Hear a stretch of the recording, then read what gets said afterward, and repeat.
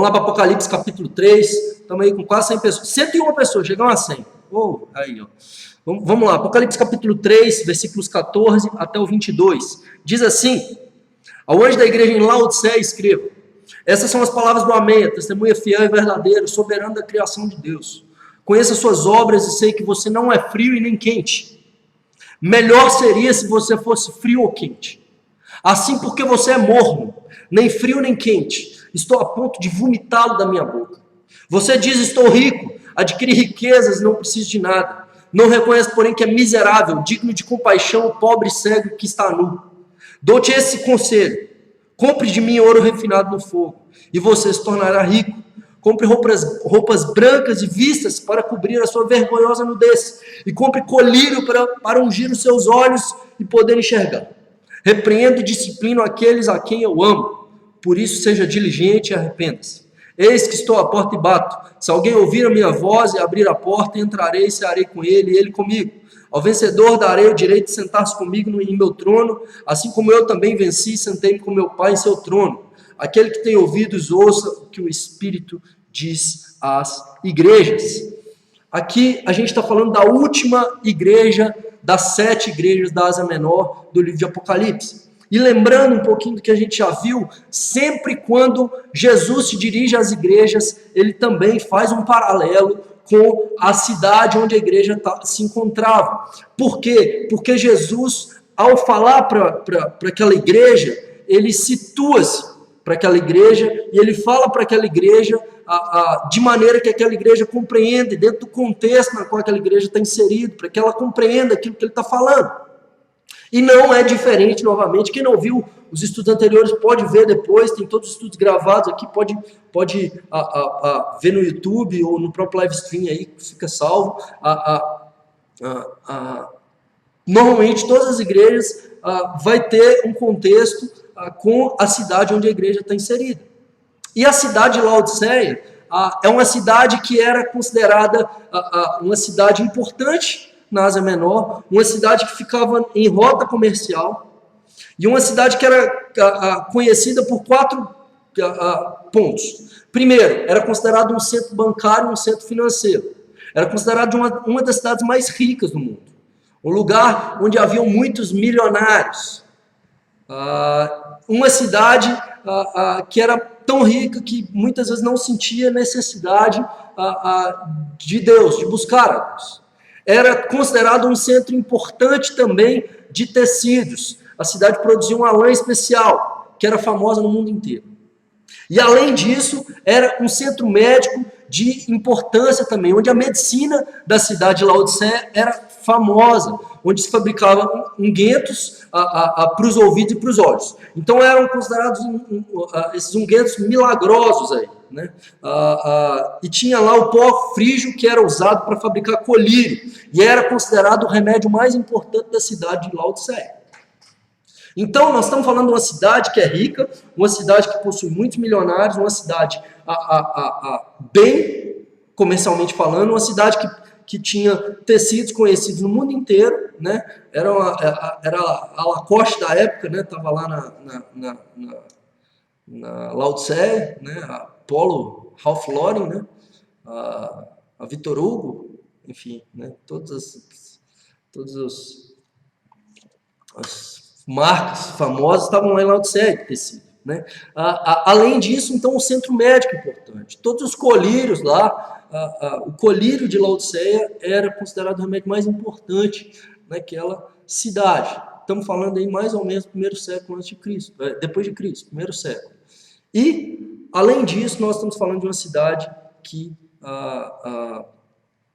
é considerada, então, por Jesus como pobre, como mendiga, como cega, como digna de compaixão e como nua, né? Porém, isso Jesus falando para essa igreja.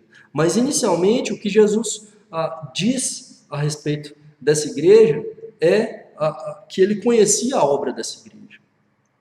Jesus conhece a obra da igreja de Laodiceia. Talvez, aos nossos olhos, ao olhar para aquela igreja, ela era uma igreja rica. Das 7, era a mais rica. Das 7 igrejas, era a igreja que tinha mais condição financeira. A igreja que tinha, o culto dela devia ser, né? A igreja que tem data show para tudo quanto é lado, telão gigante, né? A culto com performance, enfim, né? As melhores bandas eram convidadas, os artistas mais badalados gospel da época estavam lá na Laodiceia, né? Os pregadores talvez mais badalados gospel aí, que atraíam multidões, talvez, estavam lá em Laodiceia. Talvez era uma igreja grande, dificilmente uma igreja rica, pequena, né? Diferentemente, talvez o oposto do que a gente vê da igreja de Filadélfia, que a gente viu semana passada, que é uma igreja pobre, uma igreja pequena, uma igreja que é miserável, ou a igreja de Esmirna, que a gente viu já algumas semanas atrás, que é considerada uma igreja pobre também, né? E Filadélfia é considerada uma igreja fraca. Mas Laodiceia não. Laodiceia é uma igreja forte, é uma igreja robusta, é uma igreja com bastante gente, é uma igreja que talvez os políticos da cidade frequentam. Talvez a liderança da cidade, os caras mais importantes da cidade frequentam essa igreja. Uma igreja que tem talvez importância política. Uma igreja que talvez tenha influência política na sociedade. E ao mesmo tempo, sendo uma igreja que tem influência política na sociedade, é uma igreja que também é influenciada por essa sociedade. É influenciada pelos políticos dessa sociedade. É uma igreja que, dentro daquela sociedade, ela transige. E ela permite com que o mundanismo e aquele ambiente onde ela estava inserida entre dentro da igreja e faz com que essa igreja tenha tudo, menos Cristo. A igreja de Laodiceia tinha tudo. Não faltava nada. Só faltava uma coisa: Cristo. Cristianismo sem Cristo, querido, é qualquer coisa, menos cristianismo. E a igreja de Laodiceia é considerada uma igreja de Jesus. Jesus se preocupa com essa igreja, Jesus ama essa igreja, e ele se direciona a essa igreja com palavras duras. E ele, ao falar para essa igreja, que é uma igreja rica, uma igreja abastada, uma igreja que tem tudo, uma igreja que o louvor é sensacional, tem os melhores instrumentos, os melhores, talvez os melhores guitarristas, os melhores músicos do mundo, tudo top, tem na igreja. Porém, Jesus olha para essa igreja e diz: eu conheço as suas obras. E é importante a gente ver que Jesus sempre diz para as igrejas, todas elas: eu conheço as suas obras. Eu queria te dizer, meu querido, que Jesus conhece suas obras. E muitas vezes nós queremos fazer as coisas para que os outros vejam. E constantemente eu me pergunto: Senhor, eu estou fazendo isso para que as pessoas vejam? Eu estou fazendo isso para que... eu estou fazendo a obra do Senhor para que as pessoas aplaudam? Ou para que eu receba louvor de pessoas? Eu estou fazendo para honrar o Senhor, independentemente do que pensem de mim, mesmo que me persigam, mesmo que batam, mesmo que eu perca dinheiro, integridade ou qualquer outra coisa. Jesus conhece as nossas obras e as nossas obras serão julgadas. E ele está falando das obras da igreja de Laodiceia aqui. E a nossa fé sem obras é morta. Já dizia Tiago. E nós somos justificados, Tiago dizia, pela fé e pelas obras.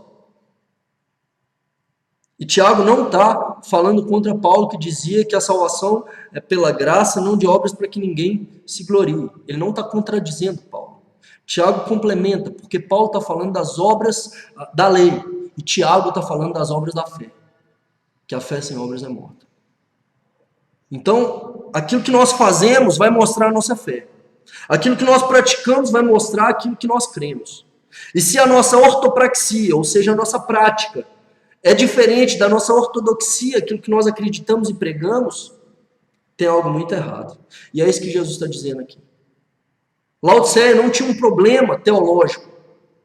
Jesus não reclama da igreja de Laodiceia como ele reclama, por exemplo, de Tiatira e Pérgamo, de ensinos perniciosos no meio da igreja, como a obra dos nicolaítas, como a doutrina de Jezabel, que é inserida no meio da igreja.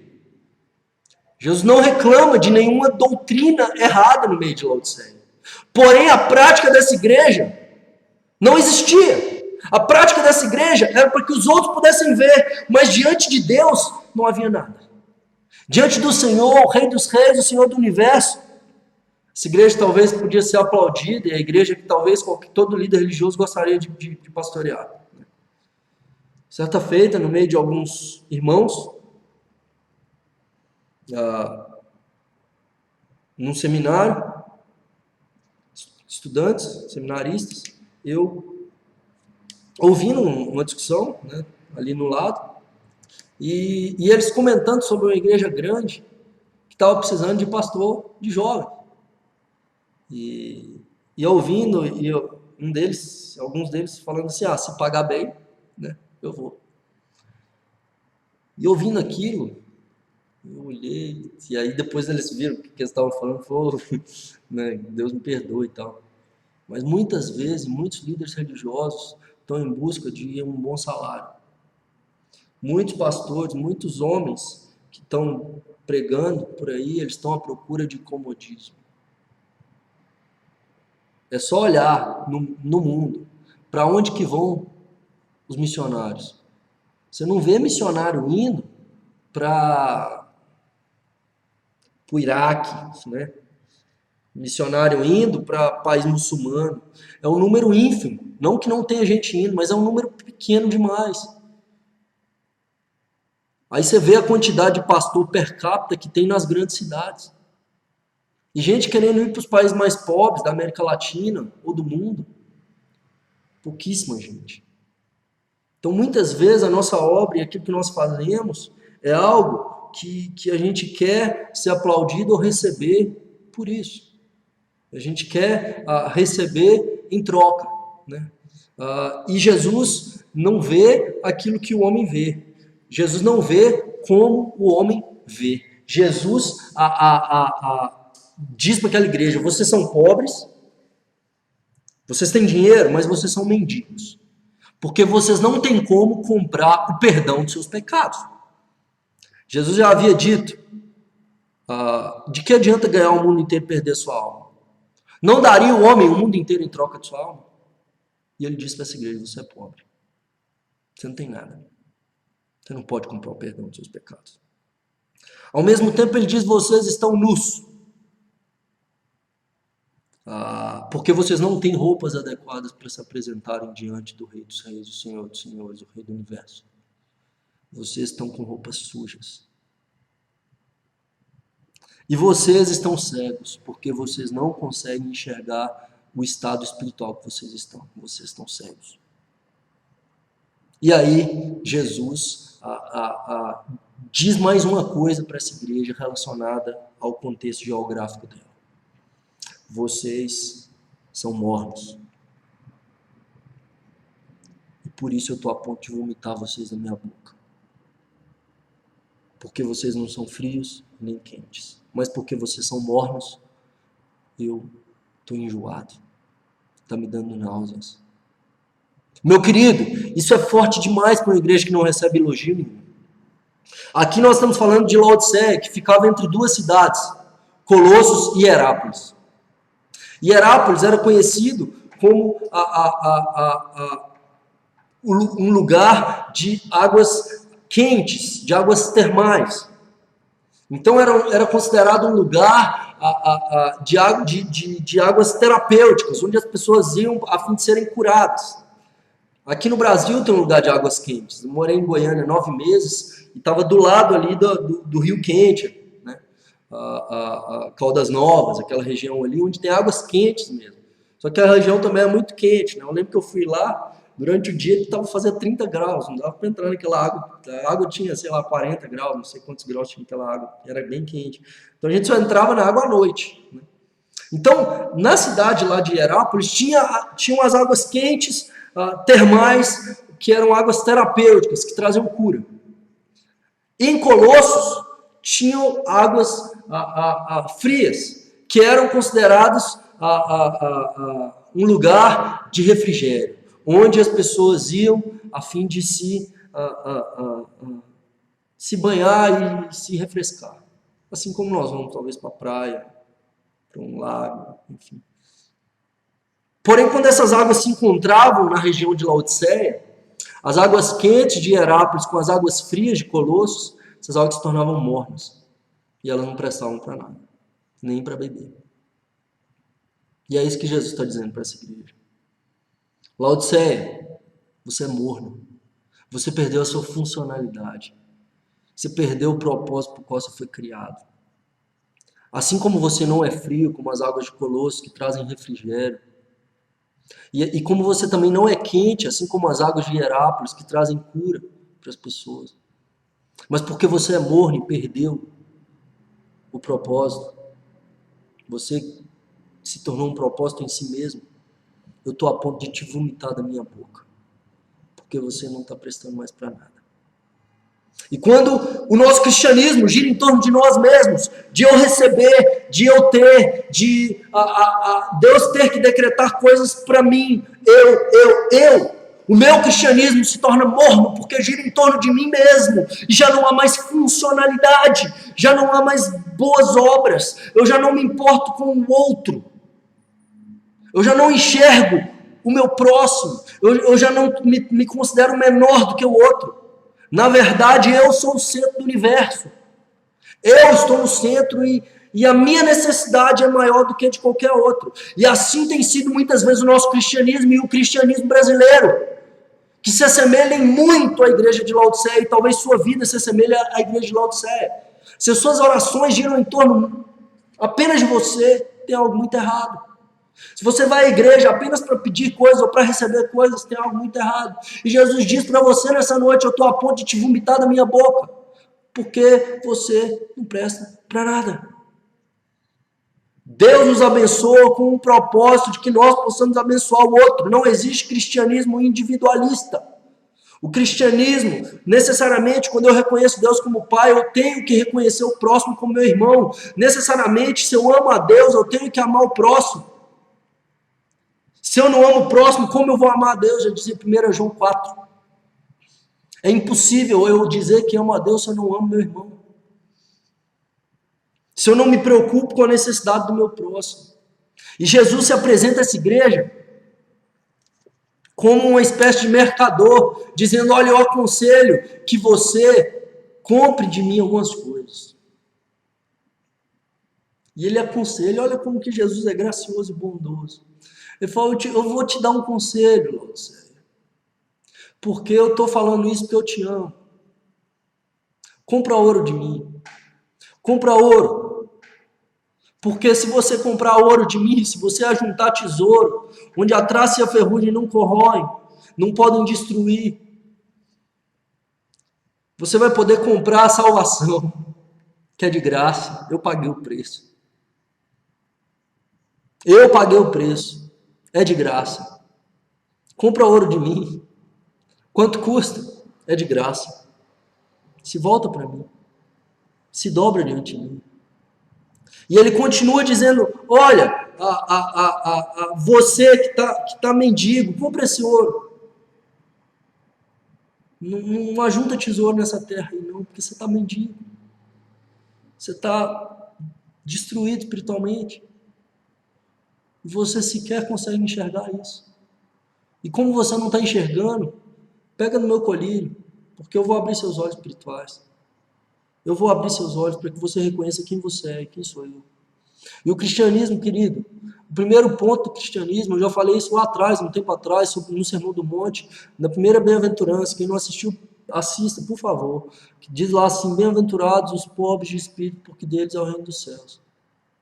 E pobre vem do grego ptokos, lá de ptokoi, que é o plural de ptokos, que é a pobre como um mendigo.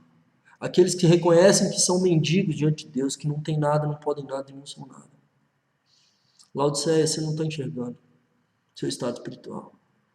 Você está se achando, você está achando que você é o bom mamãe, você é o espiritual, você é o cara, você é melhor do que os outros. Obrigado, Senhor, porque eu não sou como fulano. E hoje tem faltado graça na igreja do Senhor e entre os cristãos, justamente porque nós estamos como a igreja de Laodiceia, achando que a gente é alguma coisa. As pessoas não procuram a igreja porque dizem, por que eu vou na igreja? Vou me sentir pior. Os piores pecadores não vão para a igreja para não se sentirem pior, porque eles serão julgados. Um travesti pode entrar na igreja hoje, evangélico ou católico, sem ser julgado. Os piores pecadores procuravam Jesus, porque viam graça nele. E hoje tem faltado graça na nossa vida.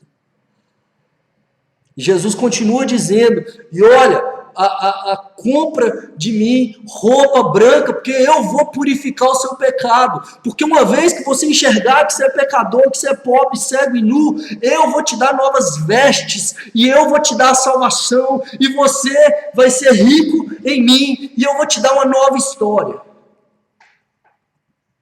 E Deus nos chama. Se Ele diz, olha, eu te disciplino, eu te repreendo, porque eu te amo. E aí ele continua dizendo, olha, Laodiceia, diante de tudo que você está ouvindo, é o seguinte, eis que estou à porta e bato. Se você ouvir minha voz, eu vou entrar e vou cear com você. E Jesus então chama esse povo para cear com ele, chama esse povo para ceia. E muitas vezes nós usamos esse texto como um texto evangelístico, mas Jesus está dizendo, eu estou na porta da igreja batendo, porque eu estou do lado de fora. E muitas vezes nós nos dizemos cristãos, mas Jesus está do lado de fora da nossa vida. Jesus não dá pitaco na nossa vida não, só domingo, né? Ou a cada 15 dias, ou sei lá de quanto em quanto tempo você vai na igreja. E Jesus não dá pitaco. Ele diz, eu estou do lado de fora batendo. Você vai abrir, porque eu quero ter comunhão contigo. E o jantar junto é comunhão, é andar junto. Jesus não quer ser um Deus distante. O Senhor não quer que você o busque no domingo, ou sei lá, num congresso, num acampamento apenas, onde muitas pessoas querem ficar com Deus ou ter experiências sobrenaturais no momento, e o resto do dia, o resto da semana, enfim, vivem distantes. Jesus quer jantar com você e quer andar contigo. Jesus quer caminhar do seu lado. Ele quer um casamento duradouro, querido. Ele quer, sabe, experimentar da sua presença e fazer com que você experimente da presença dele. E o Senhor te convida a abrir a porta. E isso é um convite de fato pessoal. Porque na igreja de Laodiceia, ninguém havia aberto a porta. Mas se um deles abrisse, Jesus ia entrar e ia começar a andar com esse camarada. E nessa noite eu quero te convidar de fato a abrir a porta para Jesus mesmo. Não deixe Jesus lá de fora da sua vida não, querido. Não estou te falando para repetir uma oração. Eu vou te convidar a repetir uma oração. Mas não basta repetir uma oração. Não existe rito, sabe? E hoje em dia tem sido usado muitos ritos evangélicos. Onde se você repetir uma oração, você está salvo.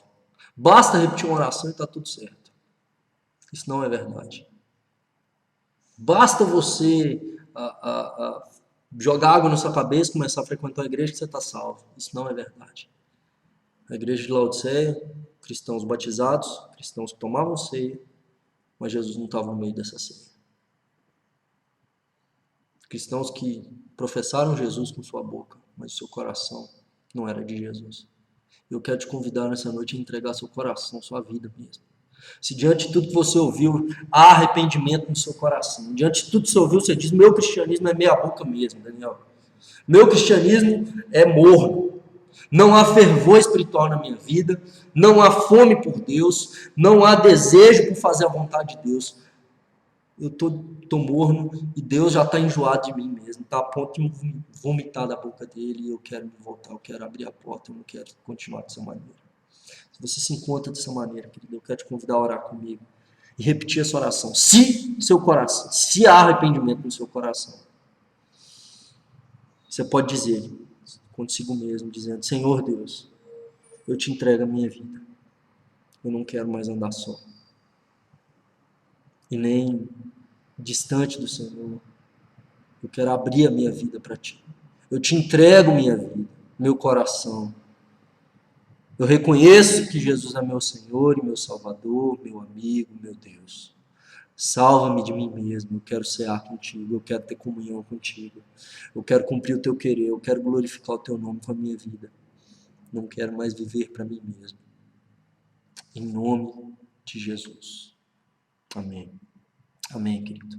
Que Deus abençoe sua vida. Se você fez essa oração, eu quero te convidar a vir conversar comigo. Quem não sabe, meu nome é Daniel Simoncello. Eu tenho Facebook, você pode me adicionar no Facebook aí. para a gente poder bater um papo, caso você queira se aproximar. Eu faço esses estudos, gente, para que você possa se aprofundar no conhecimento da palavra de Deus, para que de fato haja salvação, transformação, cura, libertação, sabe? E para que você propague isso e leve isso a outras pessoas.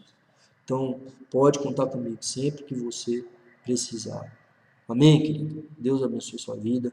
Lu Mesquita, lá da Inglaterra, olha só, hoje nós estamos bastante internacional. Tem gente aí de Paris, Inglaterra, Noruega, Estados Unidos, Manaus, olha, gente de Manaus, gente de Porto Velho, que bênção. Glória a Deus aí, show de bola. Gente, vocês têm alguma dúvida?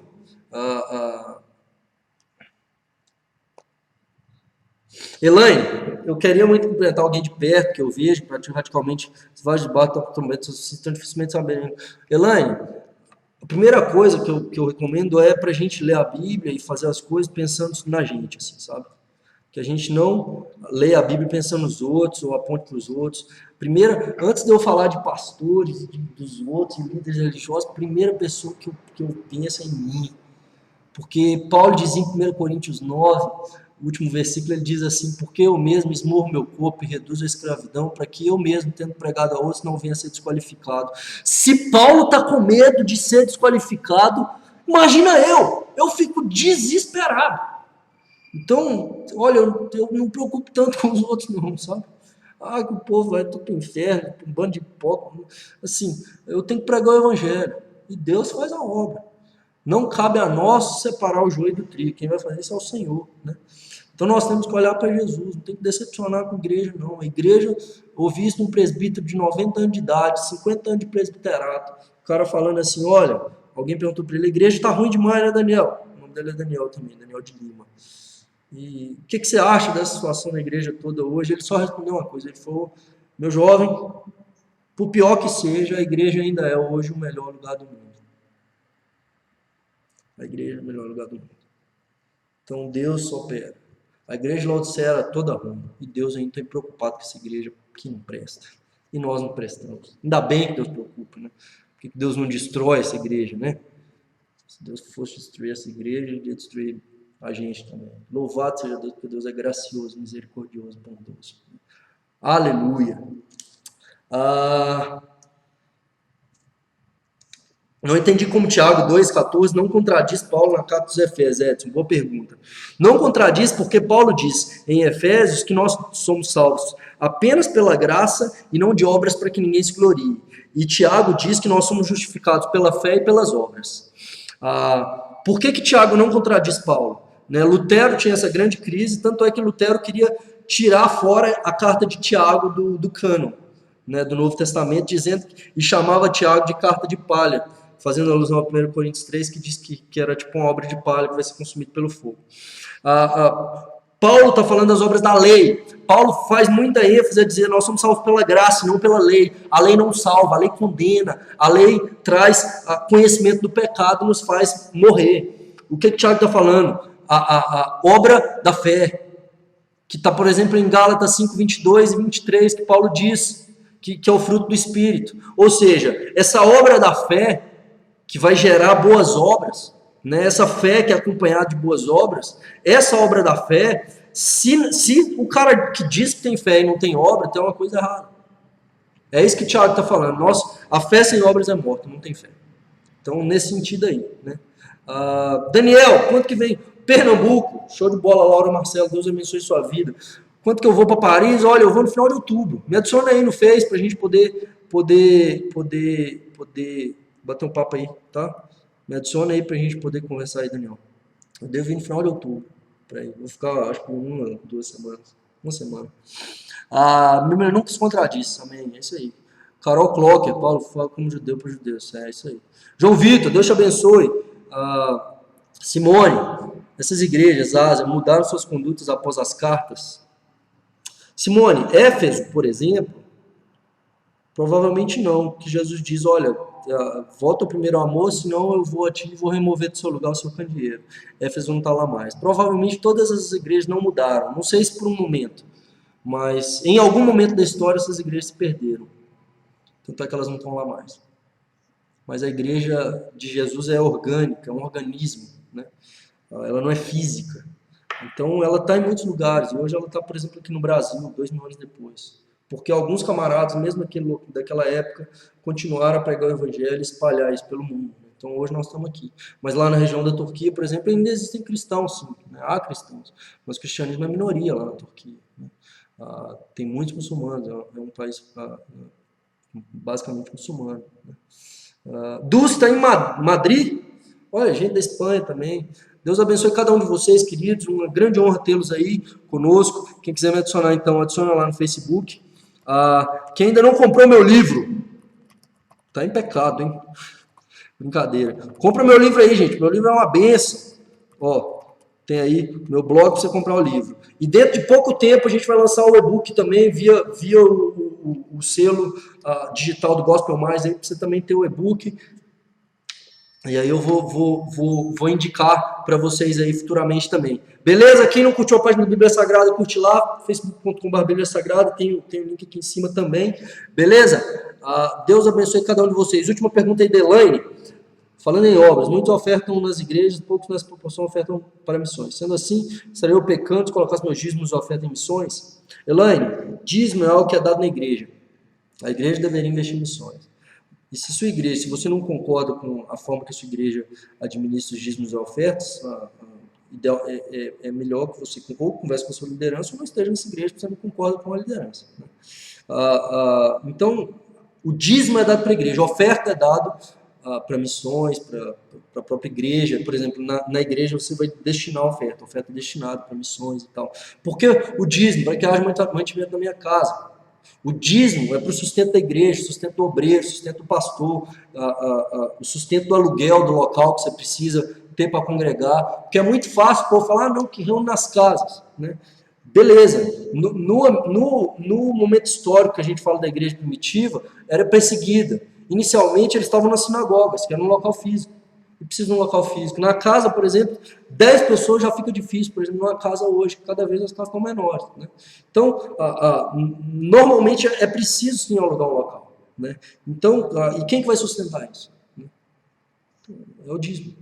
O dízimo das pessoas. Então, Deus já nos ensinou desde o início. Então, o dízimo é dado para a igreja, na igreja onde você congrega, onde você aprende, onde você se alimenta, onde você está ali servindo, recebendo dons para poder servir os irmãos. Né?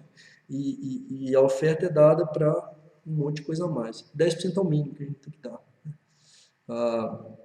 Deus abençoe a vida de cada um de vocês.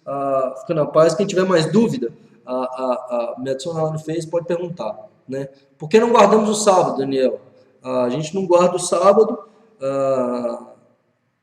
porque hoje a gente guarda o domingo. Porque, segundo a tradição, o que acontece? A igreja primitiva, antes, guardava, o judeu antes guardava o sábado. E a igreja começa a separar como dia para tomar ceia, para dar o dízimo, para reunião, o domingo, que é o dia do Senhor, que foi o dia que Jesus ressuscitou. Então, no dia que Jesus ressuscitou, né, no primeiro dia da semana, então a igreja começa a se reunir para estar junta, para poder adorar a Deus juntos, para cear e entregar o dízimo, papapá. Então, hoje, voltando, dízimo e um dia da semana é o mínimo. Né? O Shabá, né? o dedicar-se ao Senhor, ao descanso e tal, hoje nós temos que ter pelo menos um dia de descanso, sim. Né? Trabalhar 7 dias por semana, na minha opinião, é pecado. Biblicamente falando, isso é errado. Ao mesmo tempo que dedicar para o Senhor pelo menos um dia da semana. Obviamente, se você puder dedicar mais do que isso, quanto mais você puder dedicar, é o melhor. A Bíblia diz para a gente orar sem cessar, para a gente dedicar ao Senhor muito mais. Mas de estar se reunindo com a igreja, sim, nós temos que estar junto. E não é que Jesus aboliu a lei de Moisés, viu, Lola? Jesus redimensionou essa lei, mostrando que essa lei é interior e não exterior. Mostrando que... Porque é o seguinte, por exemplo, não matarás. Foi abolido? Não. Não adulterarás. Né? Não se prostrará diante de falsos deuses. O que foi abolido mesmo, foi a lei cerimonial, porque o sacrifício de Jesus é suficiente. Nós não precisamos sacrificar mais nenhum cordeiro para o perdão do nosso pecado. Mas a lei agora se torna capaz de ser cumprida apenas pelo Espírito. Lei essa que se torna algo espiritual. Né? A lei de Deus que sempre foi no processo de santificação, onde a gente tem que buscar assim, o fruto do Espírito das obras da fé. Né? Então, nesse sentido aí. Beleza? Deus abençoe cada um de vocês. Grande abraço e e é isso aí. Como contribuir com dízimo, ainda bruto, é do que sobra, eu posso pagar as contas. Normalmente era antes de fazer qualquer coisa, era do total que o pessoal colhia. Né? Então, o pessoal não tinha dinheiro, então era do total que eles colhiam. Então, é da receita mesmo. Não é do lucro líquido, não. Era da receita que o pessoal tinha. Galera, Deus abençoe vocês. Grande abraço. Semana que vem estamos juntos aí, estudando um pouquinho. Basicamente, a gente vai falar sobre, provavelmente, né? Eu falo durante a semana aí sobre o panorama bíblico. E aí a gente provavelmente vai iniciar com o Pentateuco. Então, devo falar de Gênesis semana que vem. Grande abraço, tamo junto. Deus abençoe vocês.